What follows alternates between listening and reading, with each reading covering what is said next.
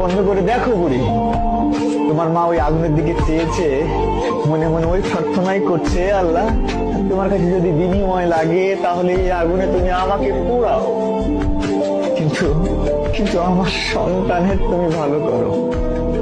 আমার সন্তান যেন খুশি থাকে, ভালো থাকে, যে কাজে তারা আছে সেই কাজের জন্য তারা যেন সফলতা পায়।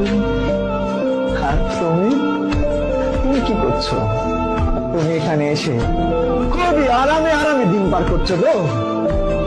ওরম নিয়ে তোমার কি বিবেক আছে? তোমার কি বিবেক আছে? তুমি কি একবারও তাদের এই কন্ট্রিবিউশনটাকে সামনে আনতে পেরেছো? কি বাবাকে ফোন দিতে চাইলা না?